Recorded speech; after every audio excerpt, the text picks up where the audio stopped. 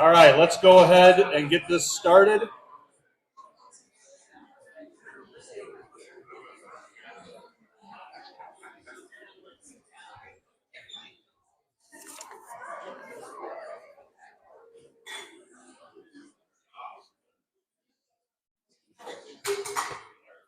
Before I stand in front of the microphone, can everybody just hear me without standing in front of this thing? Yeah. Perfect. All right. So I'd like to welcome everybody to the 2025 Indian Creek Hall of Fame ceremony. Going through the history here, this is the 32nd year of Indian Creek. So this is an event 32 years in the making because there are no Indian Creek athletes or teams in the Hall of Fame. So these will be the first individuals and teams that will be in the Indian Creek Hall of Fame. So we'll have Brandon Merchant from the class of 1995, Kara Rogers Boston from the class of 2004, and then the 2015-16 girls basketball team. One thing I do ask, my photographer is not here today, so if anybody takes any pictures or videos, I would love to have them. Text them to me, email them to me, do whatever. I would love to get pictures from all over the place to sort of put together a folder at the end of the day that I can share with everybody. So let's go ahead and get started. Our first, hold on. I worked all day until right now. There we go. We're just going to do that. All right. So our first up is Brandon Merchant. Brandon was he was a phenomenal athlete, playing in soccer in the fall, basketball in the winter, and track in the spring. I know when Indian Creek became a school, Chaminade and Waterman came together. I was a Chaminade high school kid. Brandon was a Waterman high school kid. I was so excited that I did not have to play against him anymore. Because for those of you who got to see this guy play basketball, he floated. Like he would jump, and most people would jump and then come down. Brandon just sort of would float from one side to the other. One of the best jumpers I've ever seen in my entire life, which is probably why he earned 2 state medals in track for long jump. He also won a state medal in track for the 400 meter. He was a Little 10 conference all conference athlete 3 times, an all sectional honorable mention for soccer.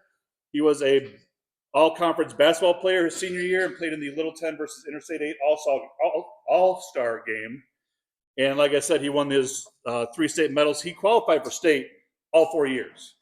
So freshman, sophomore, junior, senior year, all 4 years, and won those 3 state medals. One other story about Brandon. So my senior year, I qualified for the state dunk contest. I could not float. I was more just like I could just jump a little bit. I was just lucky I was tall. Brandon was not tall. Brandon's what, 5'10"? Brandon could jump higher than me. He could dunk better than me. My senior year, I got to go to the state dunk contest. His senior year, he got to go.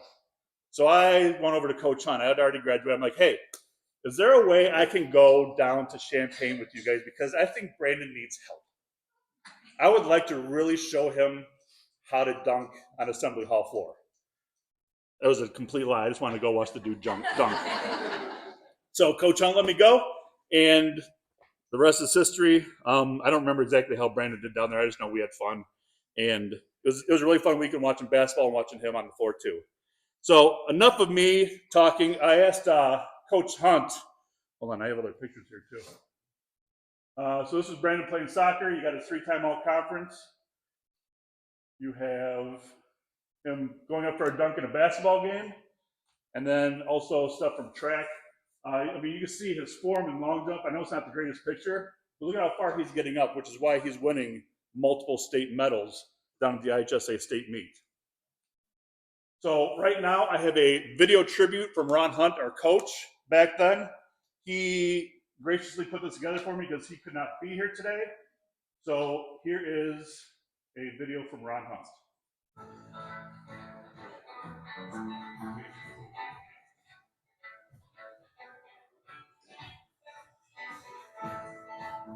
Indian Creek is the consolidation between Waterman and Chaminade, and Coach Hunt is a graduate of Waterman High School. He graduated in 1981. Is the both communities happy with the consolidation, Ron? I think so. There's, I'm here at your place. We got a guy from Shannon, a guy from Water, elected as captains, and we try to balance everything out. I made a little, I did Brandon working on a sweater in his sewing class. It's half, I would cut up two warm ups, one of Shannon and one of Water, and warm up and sew them together, kind of like that old Ray Rayner hat he used to have. So we were kind of balance that way.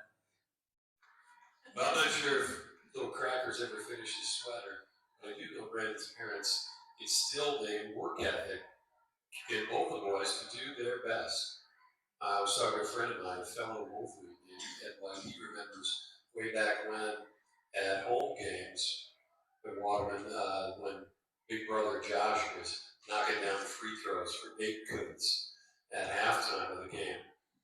And I go back to Jim, Brandon and Josh's dad, and I would see him at Wednesday night open gym. We called old man basketball. When I was in high school, I thought I was a big time player. But every Wednesday I see these old guys like Jim Merchant, Jack Ryan, Vern Montez. There are all kinds of Bruce Ludwig, Brian Phillips, Mike Searier from Hinkley that come over and play, and they would just take young guys like us apart on the basketball court. So I was inspired by how good they were, and it kind of forced me to work hard because I had Jack Ryan post me up and shoot that crazy little fadeaway and swish it every time. You get tackled down the floor like there's nothing I can do about it. So I was inspired by their play, and I'm sure that when Brandon played for us, that he inspired young people. We had young kids want to be ball boys that would rebound for us at halftime and pregame. Kids like Jeff Kester and little Jason Cooper and Lee Anderson. These youngsters were inspired to work on their game. I think we wore these shirts for summer basketball. But the 94-95 season was only the second year for Indian Creek. Chapman and Water was still getting used to being on the same team. Sports can teach us things about life, like how to work together, how to be on time, respect others while you're trying to defeat them. Things, they don't always go your way. During Brandon's senior season, we experienced a tragic loss. Teammate Harold Ben passed away. I don't know if there are things that happen for a reason. And if they do, I don't know the reason for taking Harold from us. I do know that it should have made us realize that life is a gift. We need to treasure this gift every day.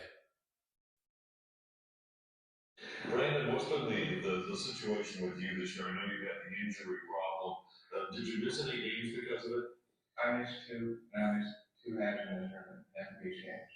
And what was the problem? How did you hurt your ankle? Well, both ankles, you said, right? I went to jump up and I landed on a piece of foot once and sprained my right one first. And the next day I did the same thing, sprained my left one. Those are good ankle, isn't it? And that's my good. That had to be kind of frustrating to have that injury hanging over you. But I know I saw you after the injury, and at times you were able to play very, very well. It didn't really bother me. First couple games back, it did. I was kind of afraid to jump, and where I was landing, I was kind of conscious. And it took away at first. One of my favorite Brandon Merchant stories was second game of the year. We're playing Burlington Central. We win the tip, come down. Brandon hits a three at top of the key. Dave Gilliam at Burlington calls time out. He's yelling at his players. We're in our timeout. They go, oh my gosh. Brandon goes on, scores 32. We win the game. It was a wonderful thing. Well, then I found out that not long ago I went back and looked at the scrapbook that my parents made for me during that time. Thank you, folks. And I found that it wasn't the Burlington game where he scored 32. It was the last game of the year, like playing in the regional, and Brandon scored 32, had a bunch of rebounds and assists and whatnot. So I apologize if I told you it was Burlington Central, and I want to thank my parents again, Ron and Nylon, for putting that scrapbook together, and Melanie and my better half for continuing the tradition.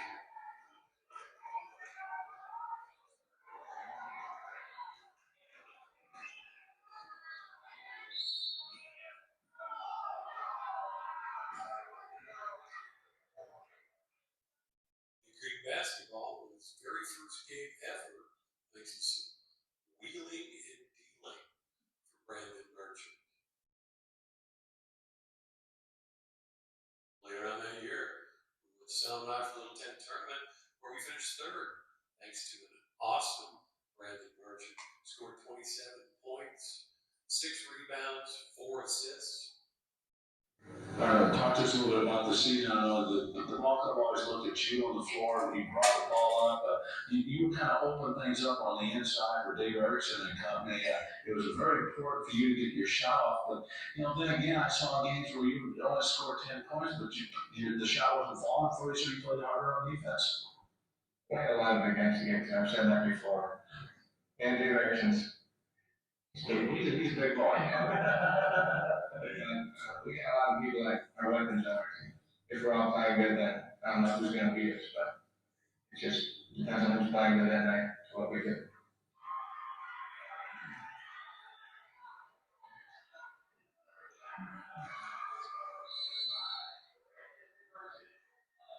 In addition to being a tip-top basketball player, Brandon was also an honor roll student, as it tells in the spotlight profile. He was a soccer player. I really like the collared jerseys. And track student. I wonder if Big Jim's old track records still stand. As I remember, it was at least the 100, the 200, and the 400. Well, back then they called it the 100 meter or 100-yard dash, the 220, and the 440. Do they still stand? Check that out. These stats are from just conference games, and this is from the All-Star game, back when the Leland Lions Club used to sponsor the I-8 versus Little 10 conferences. Okay, let's take a look at team photo from Brandon's junior year, the very first year at Indian Creek. From left to right, it's Kurt Foster, Brandon, Brock, Eric Jourdain, Dave White, is that Ryan? Jamie, Gary Mueller, assistant coach. That's yours truly, seated to the left.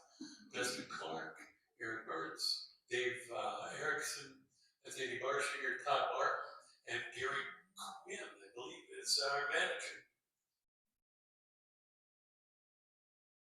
Okay, we know that free throws are very important. We'll let Brandon concentrate on these. I'll read to you from that player spot showed a moment ago. This is Merchant has a strong eye for the corner. Only team turnovers now. Brandon is a great athlete. He leads by example. He's coachable and hard to get. Fun to be around. This is next season. Merchant will be hard pressed and top his best game from last season. However, he scored 32 points, brought down 12 rebounds.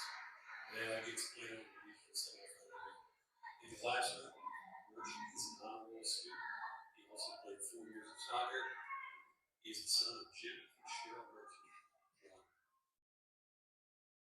Okay, everybody is excited about slam dunks, right? Brandon Merchant's breakaway slam early in the third period ignited a 21-8 run by Indian Creek to put the game out of reach. But it's still worth 2 points, right? Just like those 2 free throws.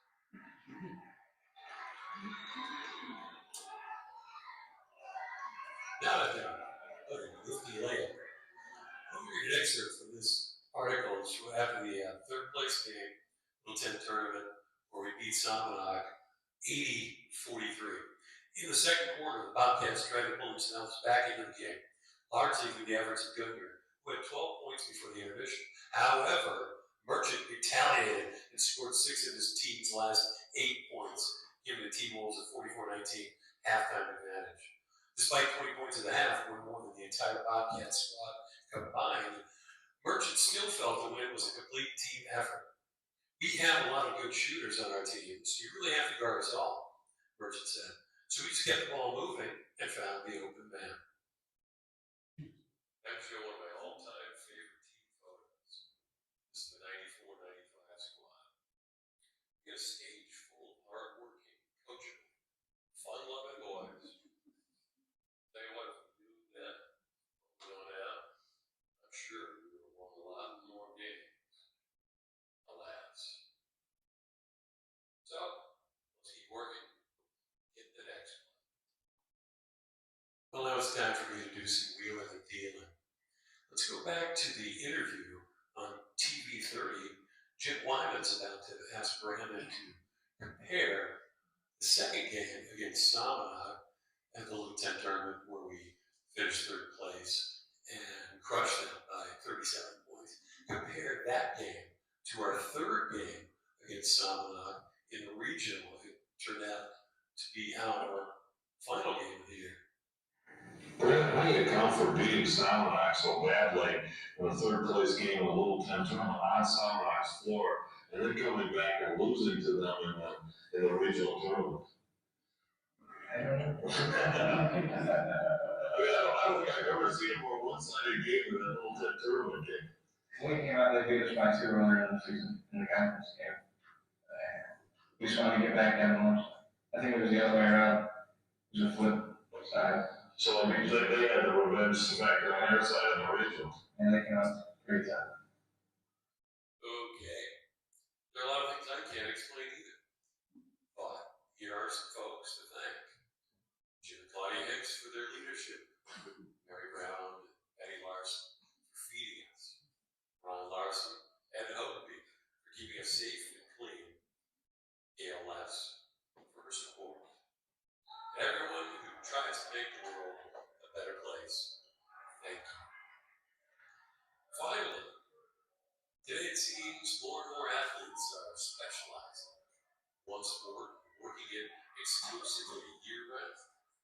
You, Brandon, are truly a three-sport athlete who excel in soccer, basketball, track and field. Thank you, Brandon. Hard work, dedication to improvement, positive attitude. And a wise coach once said, best player is your hardest worker in practice. When the tide will rise, all boats will float, and you shall roll away.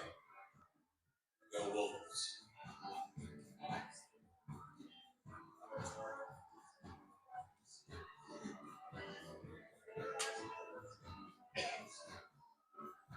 All right, I want to again thank Ron Hunt for sending that in.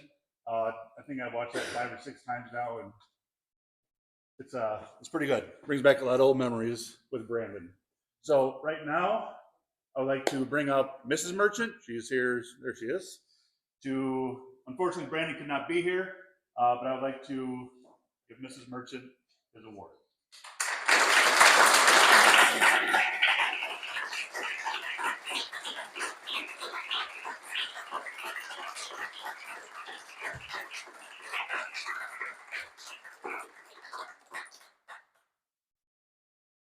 That works now.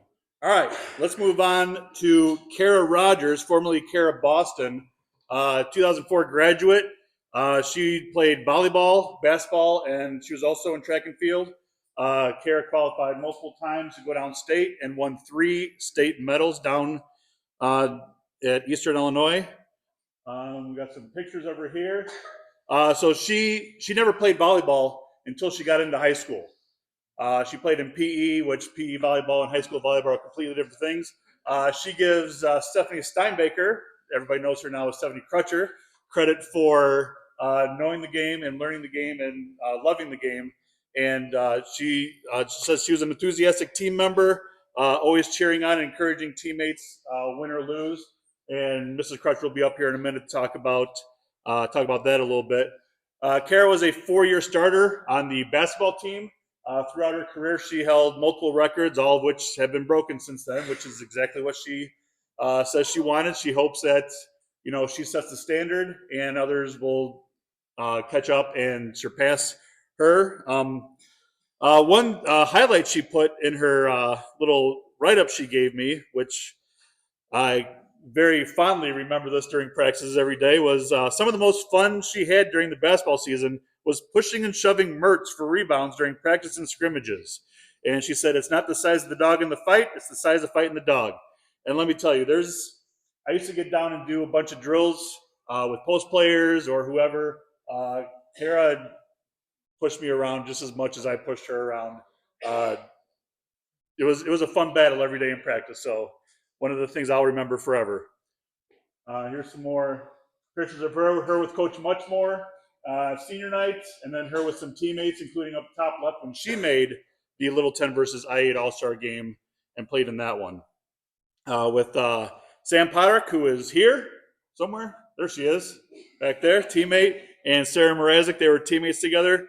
She was nominated to the Amboy Christmas Tournament All-Tournament Team 3 years in a row and to the All-Star Team, and was All-Conference in basketball 1 year as well. And she was a state finalist for Wendy's High School Heisman Award also, and made it to the IHSA State three-point contest in high school as well.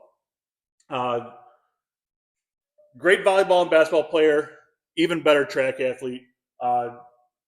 Made it downstate all 4 years. She was seventh. In 7th and 8th grade, she also went downstate. She gives Coach Jody Olive and Kathy Hartman lots of credit for learning the sport of track and everything to go along with that. And then also Andy Rodriguez, who was her high school coach. So 7th place her freshman year, 5th place her junior year, and 4th place her senior year in track. She still holds the track record for discus for both middle school and high school at 130 feet even. Everything's in metrics now, so I couldn't tell you what that conversion is, but it's on the TV. So if anybody wants to see what those are, it's all on the TV there. She was nominated Most Athletic Female by her classmates. And upon graduation in 2004, she had offers to play basketball at JUCO. Also considered possibly trying out track at Kansas. Instead, Kara joined the rowing team at Kansas, where she won her freshman year. Novice of the year her freshman year, Oarswoman of the year in 2008, and at the conclusion of her senior year, she was member of the first varsity 8 3 of her 4 years, and won national races in singles and doubles competitions, and held the KU team records throughout her collegiate career. I know nothing about rowing, but I know I've done it like once or twice, and I know that it's not for me. So anybody who has done rowing, just in general, knows that it is painful. And she did it competitively and at the highest level. So congratulations to you for that, because that's impressive. She has a plaque up at Allen Fieldhouse. She was awarded a postgraduate scholarship, an award given to one male and one female postgraduate athlete from each Big 12 conference school. Kara graduated from KU with a 3.92 grade point average, earning her academic honors during each semester throughout her high school or college career. She has a master's of occupational therapy from Kansas, and has worked in school-based practice and private practice with a focus on perinatal health and wellness. She has participated in marathons, half marathons, many triathlons, currently living in Kansas with her husband, John, and 4 children who are all here.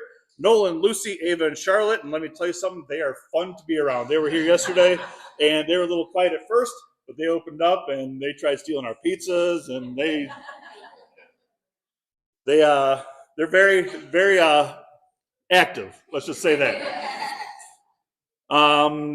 She enjoys recreational activities with them now, volunteer coaching, and encouraging them to try many forms of physical activity. They are currently participating in hockey, soccer, baseball, softball, rock climbing, and yes, volleyball, basketball, and track and field. So congratulations to you, Kara. Right now, I have to click the right button, and we're going to have Coach Crutcher come up, and then Coach Muchmore come up, 2 of her high school coaches, to talk about her.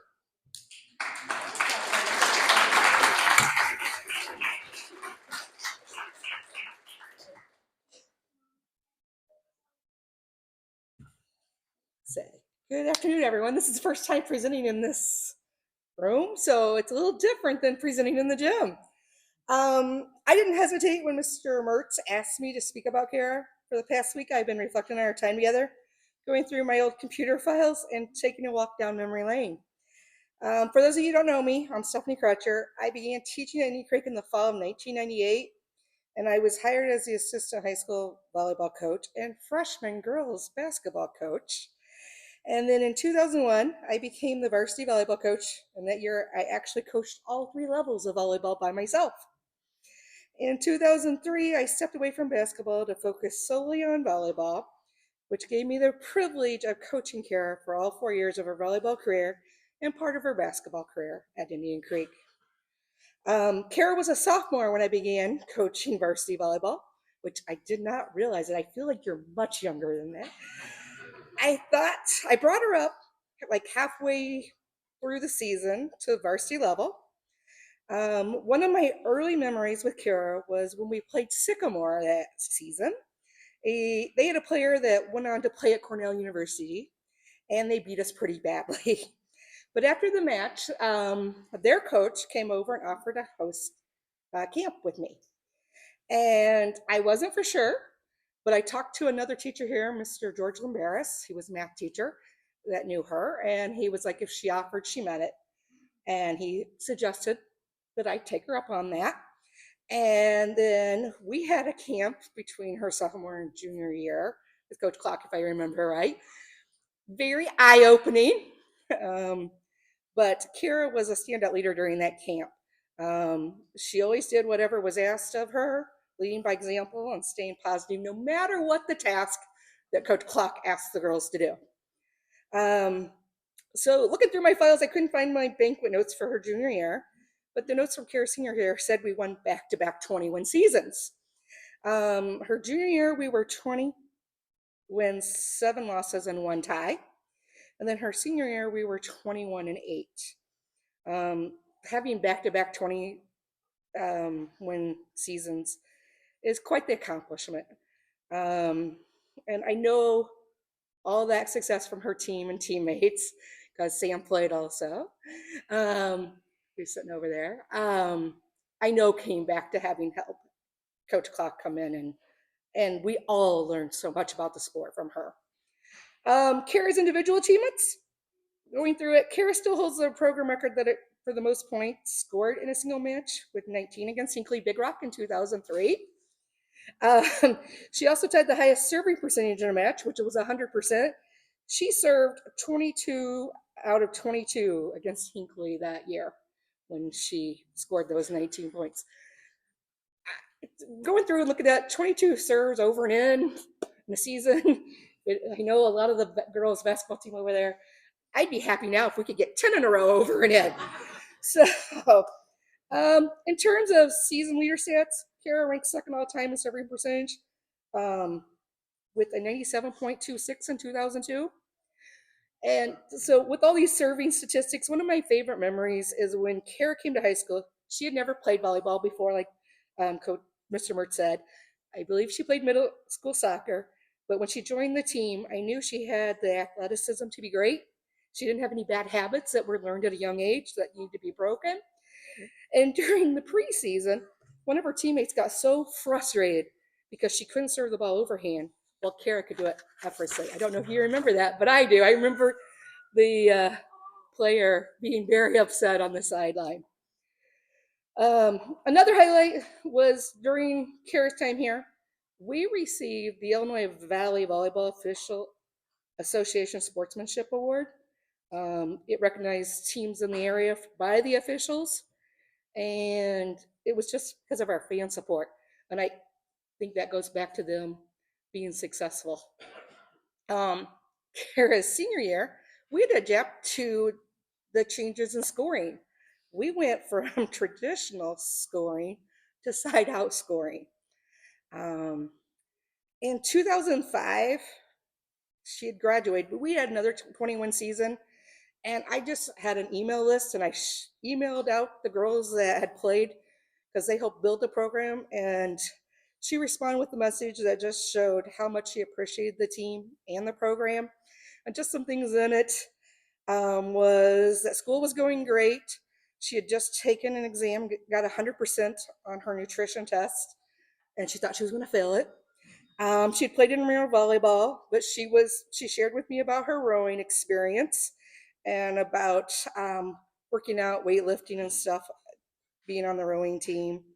But she also was very excited to share that she received a full tuition scholarship for rowing that semester. So it was nice to see that, like, she still reached back to her roots, even though she had moved on. I know for me, I was amazed. I mean, she was a great volleyball player, basketball player, track athlete, but just to go try something new and be successful at it. Kara was a key player in the building a successful volleyball program here in Indian Creek. I had the privilege of coaching for 21 years, and Kara was one of the athletes who set the high standard I still hold my players accountable for today. One example of her drive and determination was when Coach Eric von Heimberg challenged her team to run our down and backs across the volleyball court. I believe it was 5 times in 10 seconds. I thought it was totally impossible. I thought he was crazy. And what? But by the end of the season, you guys had met that challenge. And so for me, I learned that it showed me that when you set a high expectation and believe in your players, they will rise to meet those challenges. Kara's success wasn't limited to volleyball, we've talked about. Her work ethic and motivation made her a standout athlete in basketball and track as well. And her drive also led her to take on a new challenge in college when we talked about the rowing. Kara's impact wasn't just on the court, but also in the classroom. She exemplified what it means to be a student athlete, and I am incredibly lucky to have coached her early in my career, as she taught me the importance of pushing myself as a coach. And I feel like her and her teammates together, we built a program that thrived on hard work and dedication. And she was what we needed in a small school where there were 3 sport athletes, just like we talked about with Brandon. It's something that we don't see as often as what we used to, where kids aren't specializing in one sport. And so it takes a lot of dedication and hard work to be successful in multiple sports. Kara, your character, leadership, and accomplishments have made a lasting impact on our program, and you have certainly earned your place in the Indian Creek Athletic Hall of Fame. Congratulations. We are all proud of you.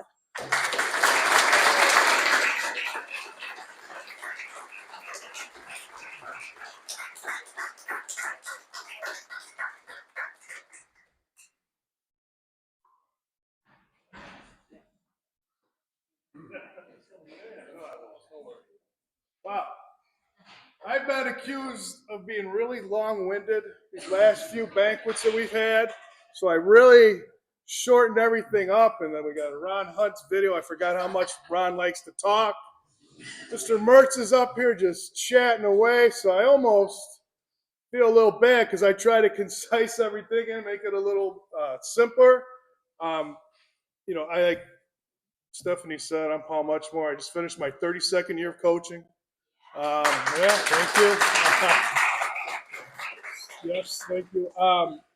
And I'm kind of like the Indian Creek historian a lot of times. Before I start talking about Kara, Brandon and I were coaching together. I was a sophomore coach. He was the freshman coach, and the varsity coach got sick. So I had to take over. I got to take over as the varsity, and Brandon moved up to the sophomore level.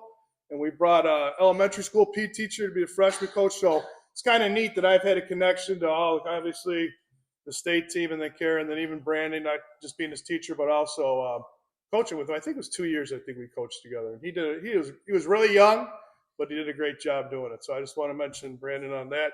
And then before I get started, Larry Peppers is here. And I don't know if I'll ever see him again. An opportunity like this. He was a mentor to me when coaches used to talk and help each other out before games. And, when you first start coaching girls especially, it's so different. And, I remember a practice, I just was trying to explain to a girl something, and she started crying. And it's like, how do I handle this? I don't know how to handle this. I just kind of walked away. And years of talking to like Larry and just helping you, just like little things, the kind of nice little clips that would help me with coaching girls. So I want to make sure I say thank you, Larry, for all that. All right. All right. Now on to Kara. A couple things that I was thinking about Kara as I was going along and just trying to get things through my head and see what I was going to say. And I remember I was sitting in the driver's ed car driving, and I got this boys basketball player, and he puts glasses on. And I said to him, he doesn't wear them when he's playing. I said, do you ever think about putting your glasses on when you play basketball? He says, nah. I said, it might help your shot. And he's like, nah, I'm all right. And I remember Kara's freshman year. I don't know if it was like before basketball started, and she was in the gym shooting. And everything was short, like right on, short. And then I was watching her. I could see she was squinting really, really bad. And I said to her, I said, hey, do you wear glasses? She says, yeah, I'm supposed to. I wear them sometimes. I wear them in class, that kind of typical answer. I said, just do me a favor. Bring them to the gym and shoot with them and see if it's better.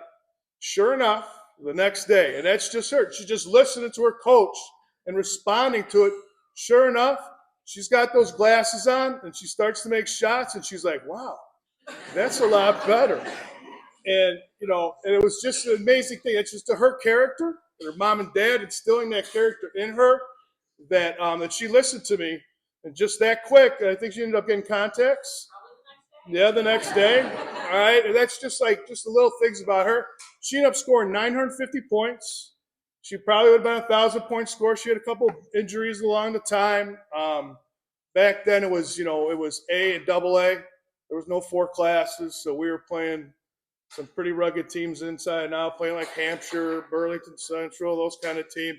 So it was rough, especially when she was a freshman. She played, all 4 years for us. So that's, like the story there that the glasses just talks about her. And then another one I remember, real simple one.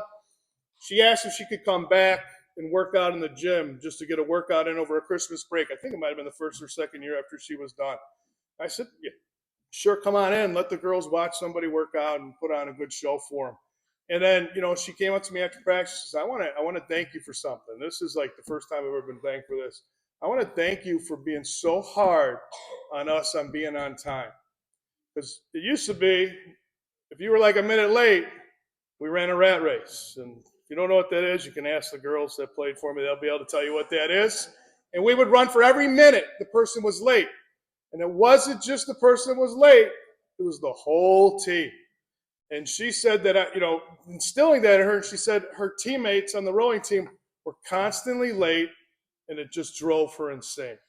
And so, just another thing, one of the things about Kara that really sticks out to me every time I have talked to her, and I told her dad and mom this, I feel better about myself. When you coach, there's a lot of dark days. There's a lot of people saying stuff about you, and you try not to listen to it, and that doesn't always work out. But then when you have one person that says to you just a simple, you're doing a good job, man, does that go a long way. And, and every time I see her, just yesterday when I saw her, I felt better, right? I was like, hey, I asked the kid, I said, would you let those people in the building? As soon as I knew she walked in, I saw that smile and I heard that voice. I was like, that's Kara, right? And I was like, holy cow, it's great to see you. She had come to the back old door. So like I said, I could go on and on. No, I'm not. And like I said, the last thing, great athlete, like everybody's talked about, her track awards. Coach Rodriguez, we took forever trying to remember the coaches here when they were coaching track. I'm like, I think his name was Coach Rodriguez. I couldn't remember. It's great to see him. And her greatest quality is that she's just such a good person, right? Like I said, I just saw her yesterday. Like I said, I felt better. There was times like she said, oh, you're doing a good job. Keep it up. 2 years ago, I wish you'd have been around. Man, you would have been a lifesaver for me. All right, that's just the flint. So that's really all I have to say. She knows how I feel. Everybody else talked about her accomplishments and everything, but I can't say any more other than you know how I feel, right, Kara? So congratulations. You deserve it for sure.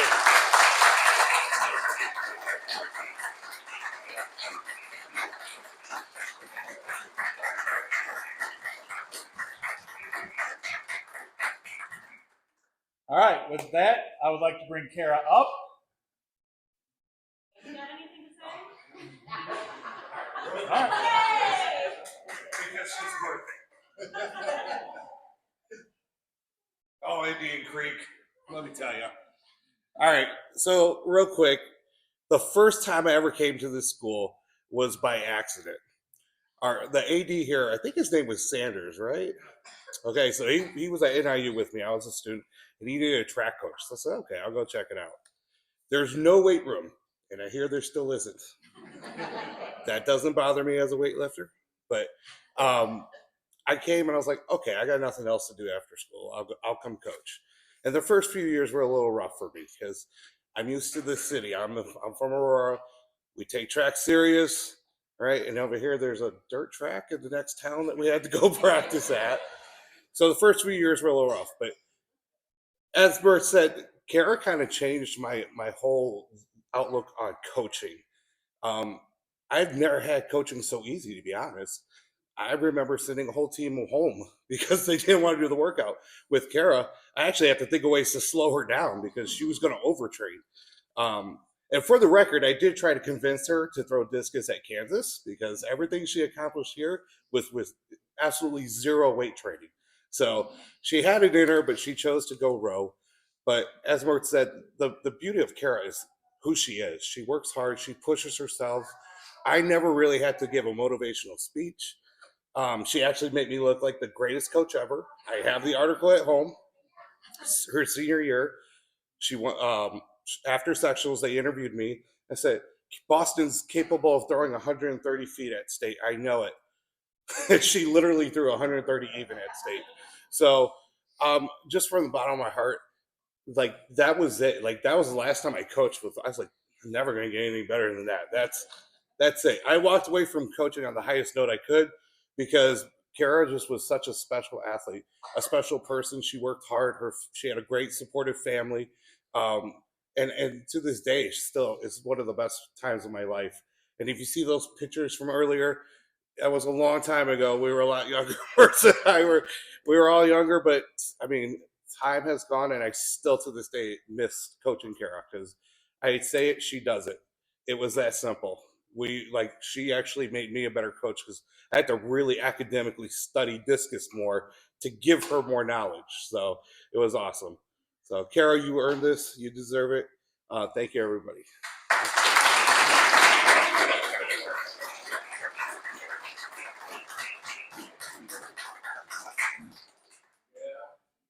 All right, don't sit down. Sitting down? No, don't sit down. All right, I would like to present Kara Boston for Hall of Fame flag.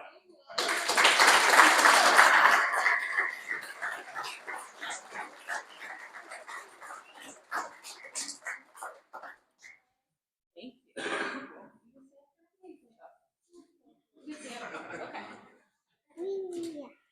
Hi. Hey, everybody. Mama, can I hold this thing? You want to hold it? Yeah, you can hold my thing. So, thank you, Mertz, for the honor. I was so surprised when he actually sent me a Facebook message, and I don't do Facebook very often. So I got that message, and I was like, okay, what is going on? This is really cool. So thank you for this honor. This is just fantastic. I'm truly very proud of all of us. Congrats to all the other inductees. This is super exciting. I'm so thrilled to be a part of this first class with all of you, and so honored. It's such an elite group of people and coaches. Where's much more? Where did he go? Oh, there he is. Congratulations. It's amazing. So thank you to my family. My Kansas family's here. So my husband, John, he was a rower too. So this is how I met John. Wave your hand. There's John. And my son, Nolan, is in the very back. There he is. He's a hockey player and a soccer player and a baseball player. And there's Lucy. She's my volleyball and my track and my softball girl. She's playing soccer too. And then this is Ava. She is half of my twin set, and her twin is sitting with John. So those are all four of my kids, and I am so thrilled to be their mom. It's my next best accomplishment in this later phase of life. So thank you guys for coming with. And my sister-in-law Laura's here with her kids. So I'm so honored to be around so many family. And my parents, we have had a rough road, really hard last 2 decades. So they are my biggest supporters and the people who I look up to for all questions of life, especially motherhood and raising kids and having a little mini farm in Kansas. So thank you guys for always being there for me and through all of our hardships. It's been a rough road, and I'm just so thankful that they're my parents and I'm their daughter. So thank you guys. Let's give them a hand.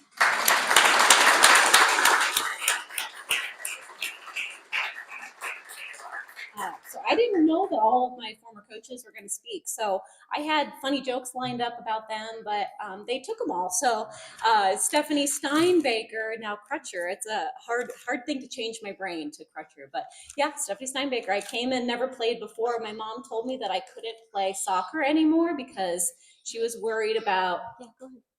She's got to go.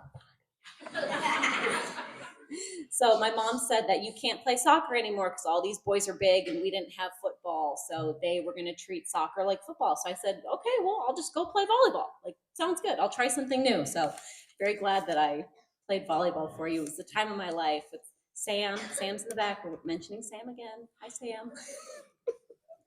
So thank you for a wonderful volleyball career. I've had the best time, and my husband and I played sand volleyball for years up through our kids. So really, really fun, lifelong sport.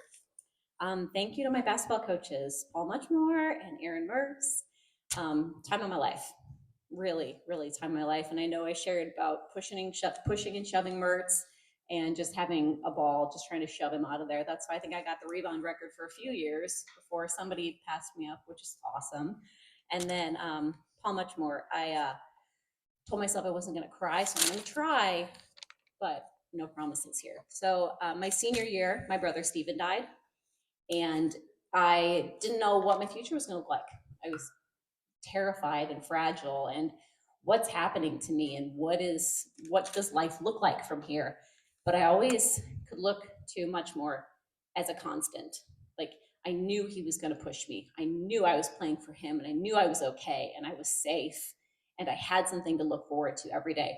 And my mom reminded me that I don't think I went to school for almost a week after my brother died, but I showed up for practice and I showed up for games because I needed to be there for myself, for my teammates, for my coaches. That was my safe place to let out some of the frustrations and the emotions that were plaguing me. So thank you for being that constant, that rock, and for Mertz letting me push him around because that was fun. So Andy Rodriguez, my track coach. Andy was my coach my freshman, junior, senior years, and it really showed that he was not my coach my sophomore year because, man, I tanked. I tanked at state and did not do so well. So I give Andy all the credit and my parents for privately hiring Andy those last 2 years, so I had some really good success. My favorite story with Andy was after every meet, you know, the field athletes would just sit around. We would wait for the bus, and we'd sit around, and he'd be like, Boston, go find a hill. Go find the biggest hill you can find and go run it. I'm like, come on, let me hang out with my friends. Like, I just want to chill. He's like, no, go run that hill. I'm like, okay, so I go run the hill. Begrudgingly, did not want to run the hill, but I knew that if he suggested it, it was a good idea. And I'm going to go do it. He made me run the state park once, and I'm pretty sure my track mate was having some heaving issues towards the end of it. And so we didn't do that one again because that turned into a safety concern. But yeah, Andy always was pushing me as hard as I could. And again, at my senior year, he was another constant. He was somebody that was always there, showing up for me, telling me that you're better than what you think. You know how to push yourself, and I'm here for you, and I'm not letting you go.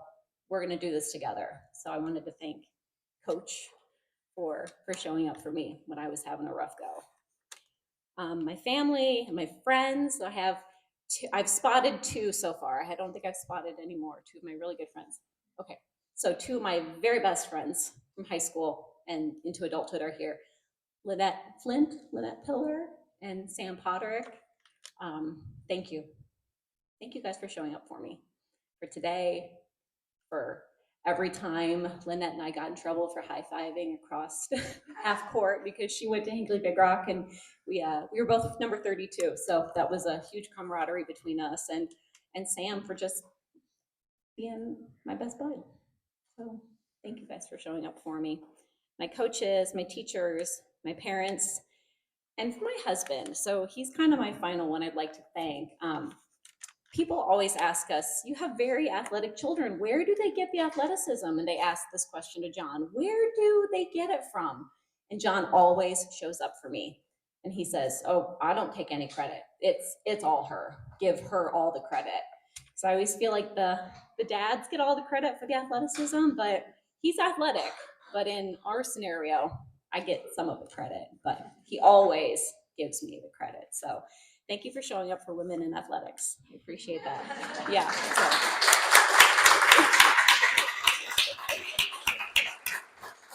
Finally, I was never the fastest, the biggest, the strongest. I mean, my coaches have said I was on my rowing team when I was in college. I was always the smallest, but I always worked very hard. I always worked as hard as I knew I could because I wanted to do my best. It was never a competition between anybody else. It was always an internal competition against myself. And my dad taught me this quote, and it's not the size of the dog in the fight, it's the size of the fight in the dog. So that's just the quote I'd like to leave on, and just say thank you to everybody for coming and honoring those of us who have showed up today as the inductees.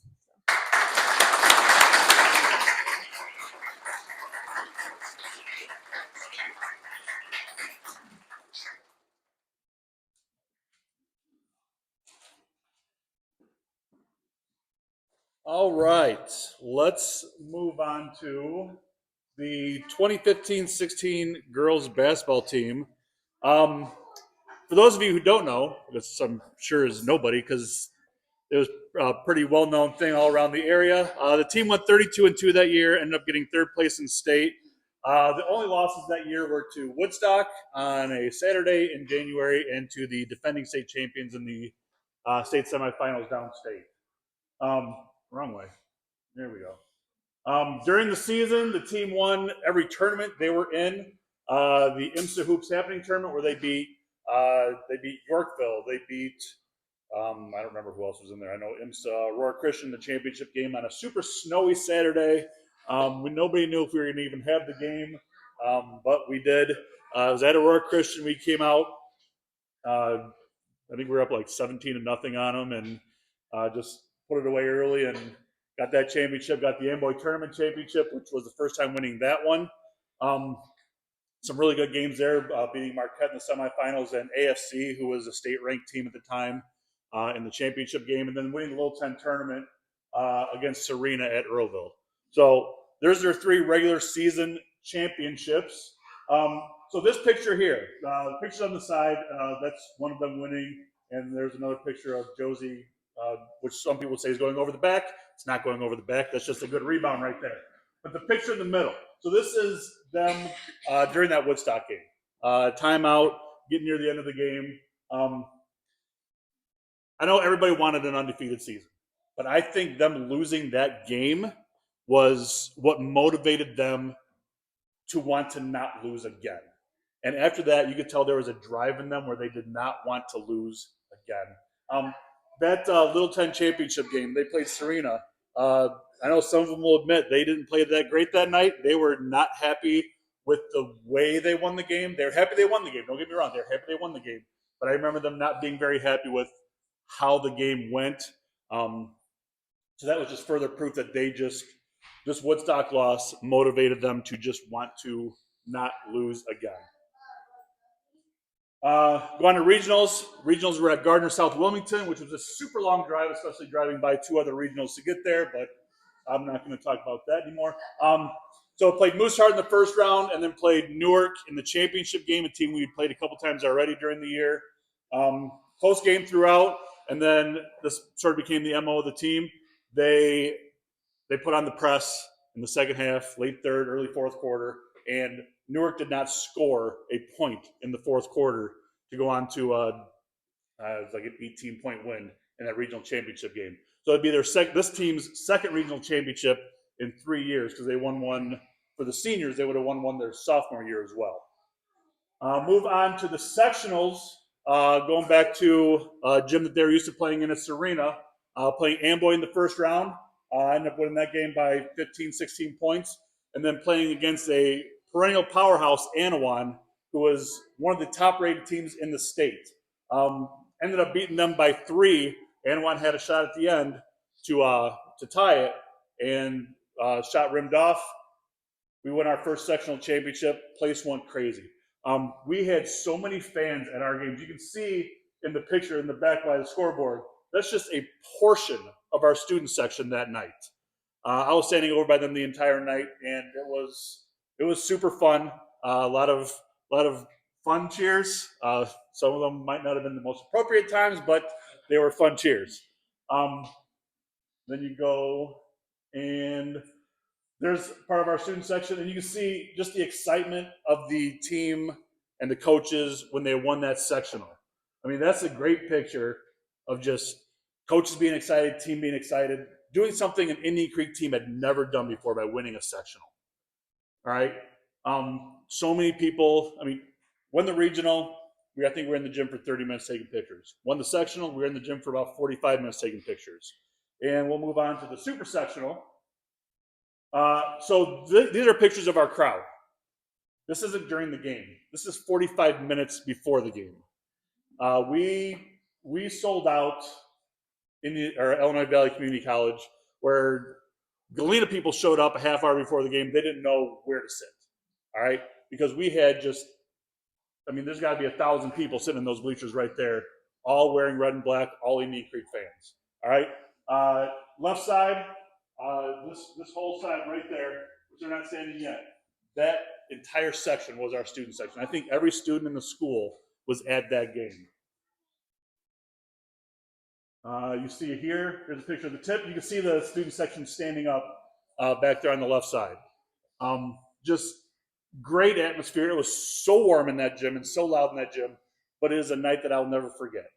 And this night, I bet it was at least an hour.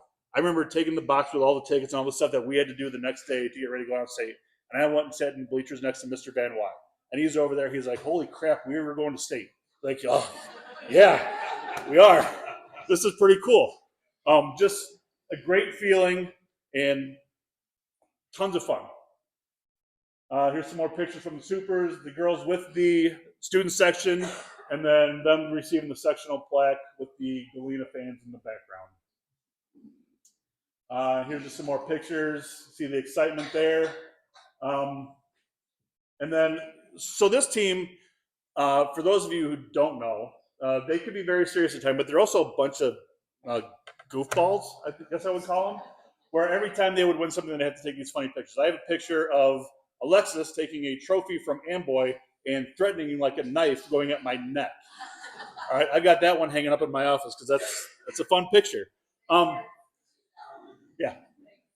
I do have a couple videos from this game. So at one point in this game, we were down, you see, with 5 minutes and 39 seconds left, we were down by 4. So this team, yes, they were a good offensive team.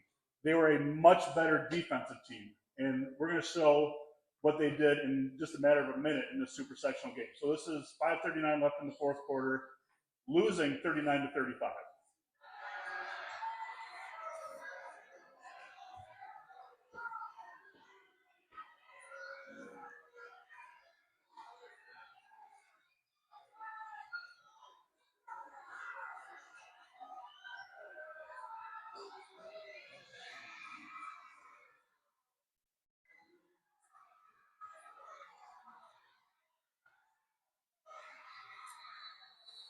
So there, in a matter of 20 seconds, we went from down 4 to tied. Galena called a timeout, and this is what happens after the timeout.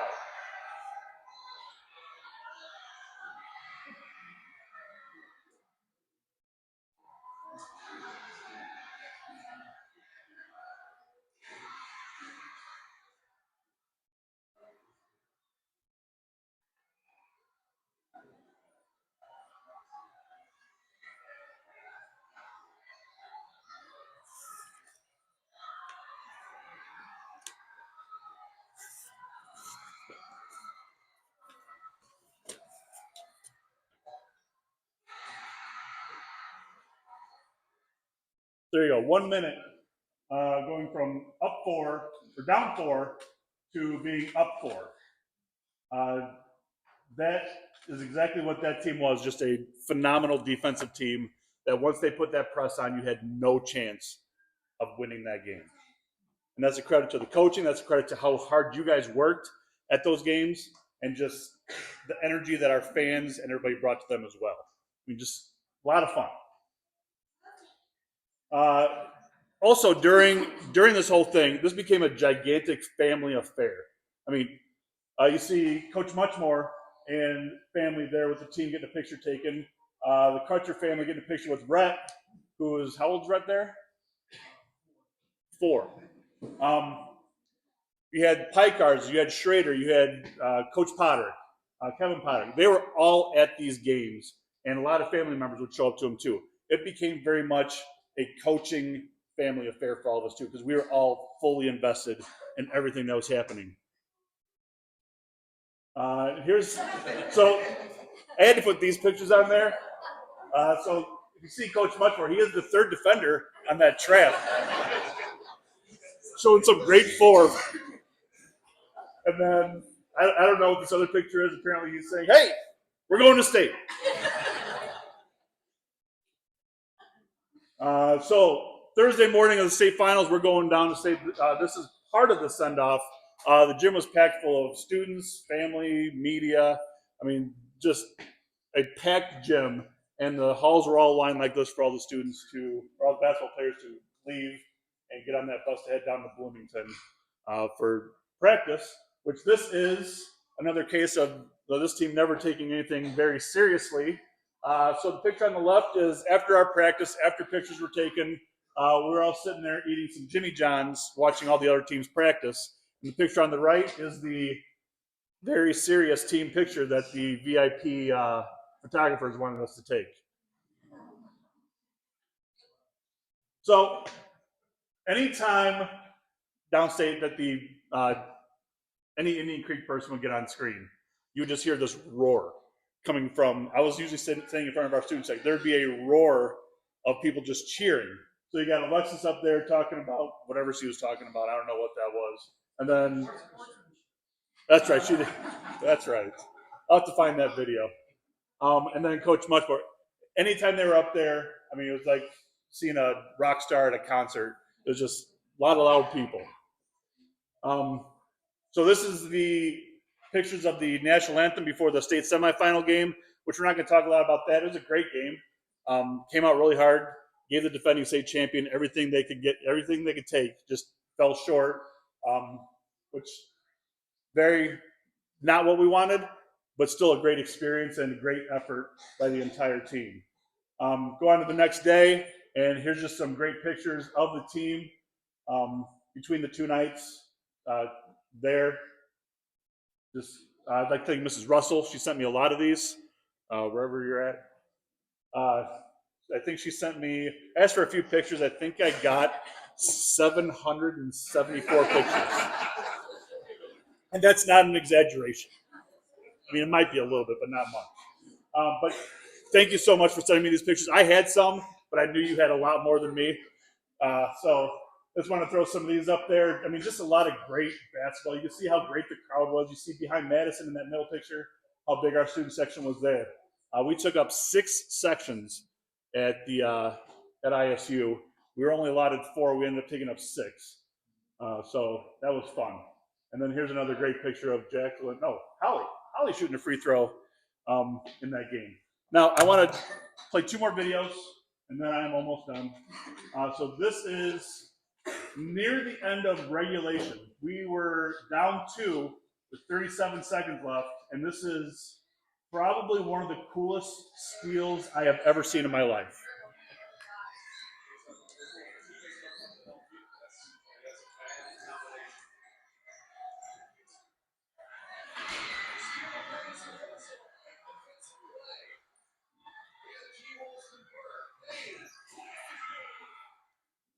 So that ended up tying the game, going to overtime, and then we'll just watch the last few seconds of that final game.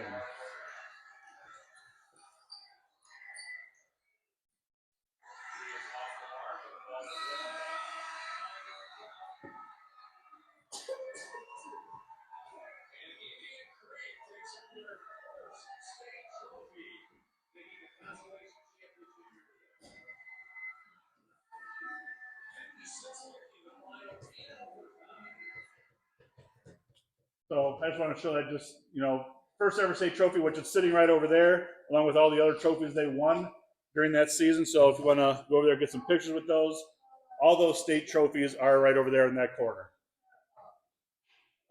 This picture here, I know it's not the team that's on the floor, but this picture here is probably one of my favorite pictures I've ever had. It's on the TV over there. It's been scrolling through the entire year. Just look at that excitement from Olivia with her gigantic vertical leap on the far right to much more fist pump to just everybody just being excited. That's what that whole weekend and that whole season was about, was just that excitement right there. Here's just some more pictures. There's coaches with the Pikars boys getting their medals that we gave to them, and then getting the state trophy. And then here is a picture of the team with their state trophy at halftime of the championship game. So right now, I'd like to bring up Coach Paul Muchmore to talk a little bit about the season.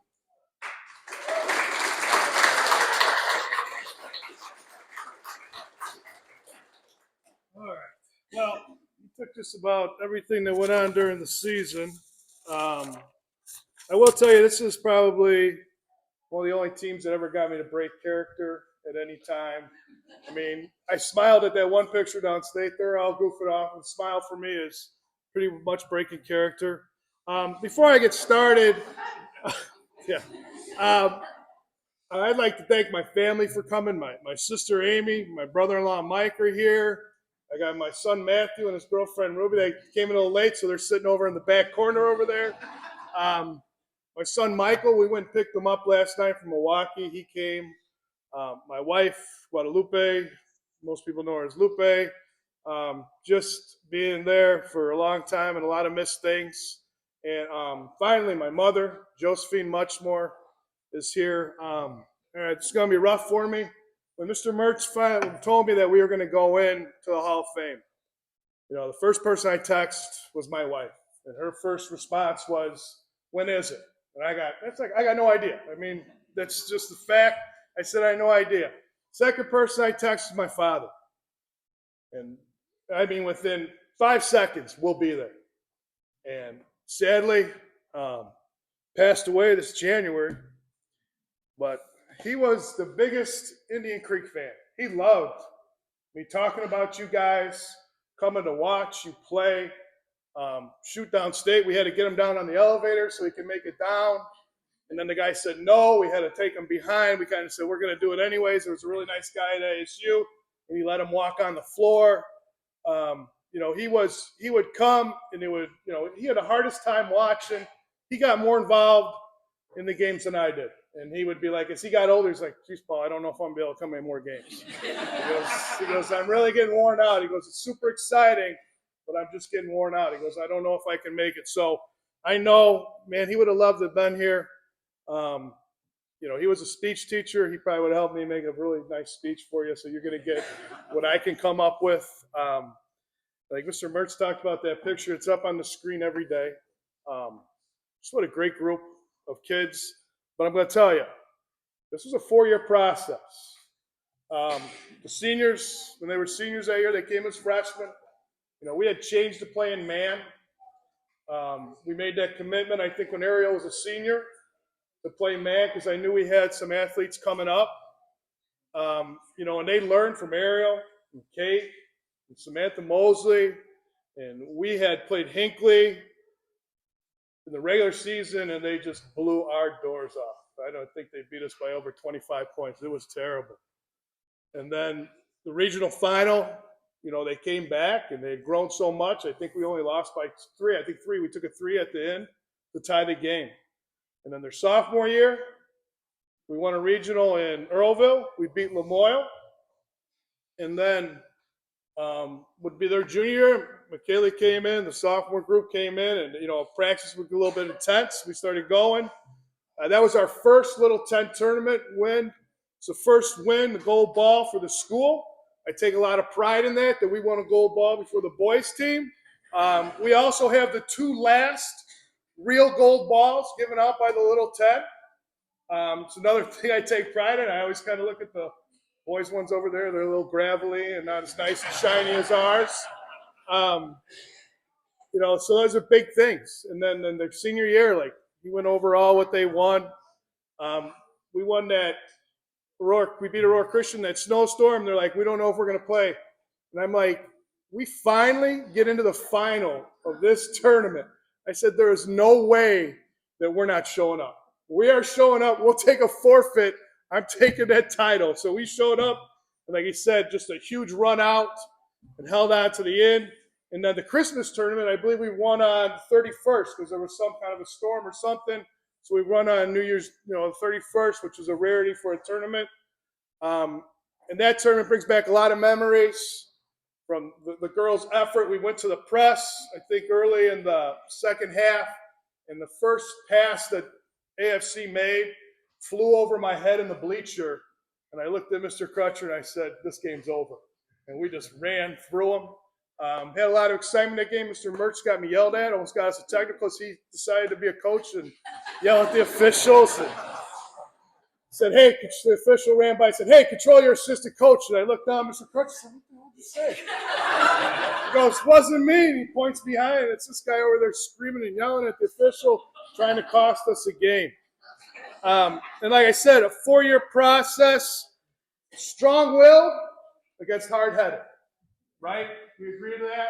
We can all agree? Super strong-willed, real hard-headed. Okay? But they taught me to kind of meet in the middle. And like I said, they really taught me how to be a better coach and work with the kids and soften up a little bit, right? Not a lot, but a little bit. And now the people that tell you if they saw my practices today, they would not be happy. I am a lot softer. I don't think we've ran a rat race in like 4 years.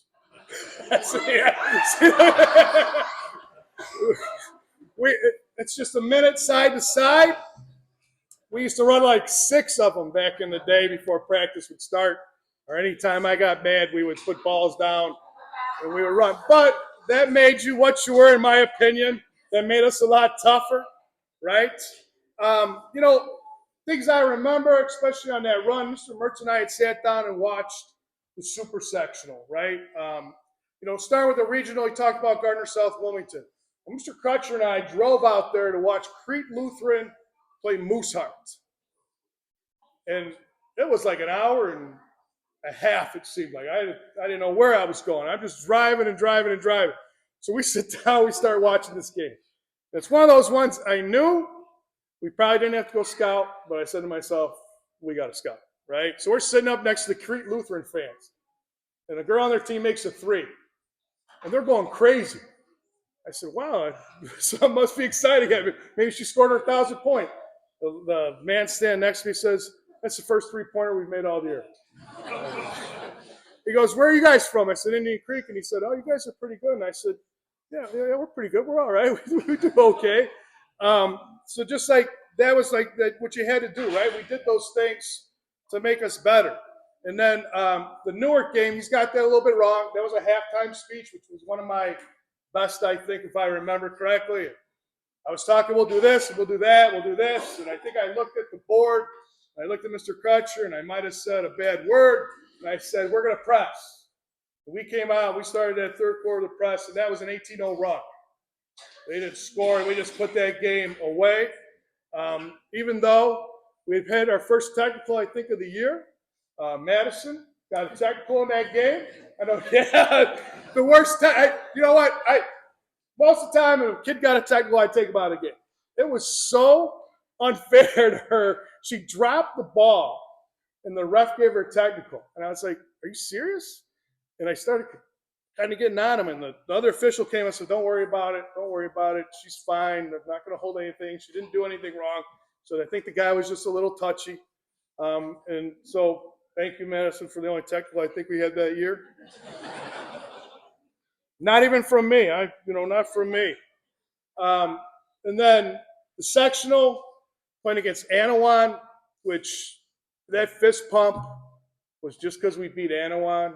And the coach at Anawan, I had heard so many things about him. I got so many emails from coaches around the state of Illinois that we beat Anawan and how happy that we were that we beat Anawan, and thank God you beat that guy, and on and on and on. I mean, guys I had coached against for years. There was guys came out, a couple guys that came out of stand that Coach Lamoille gave me a big handshake, and they were just happy that we beat them. I mean, I was probably more excited about that win than you girls were because I just wanted to beat that guy so bad.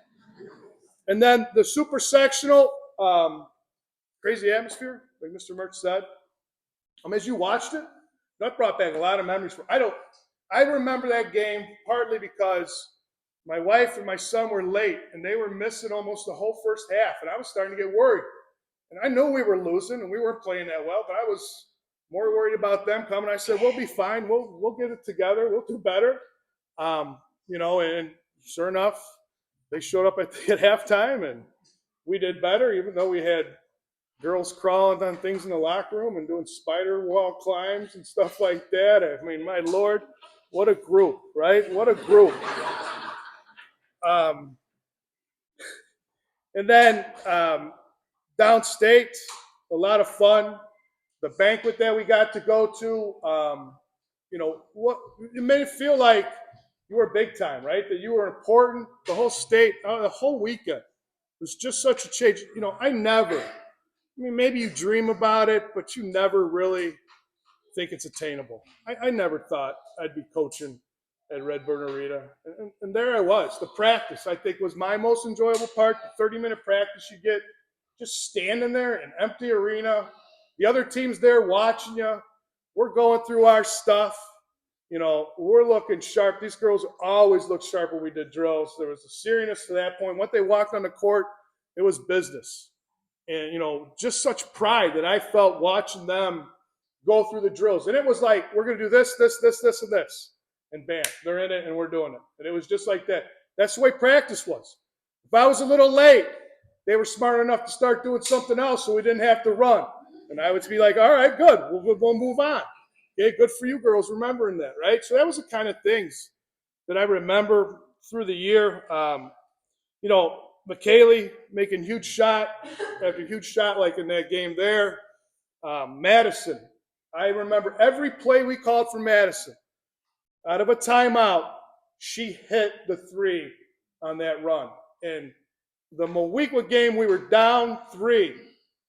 Called a timeout, and we ran a play that I have run since then that I stole from Mr. Pikars, who he stole from somebody else.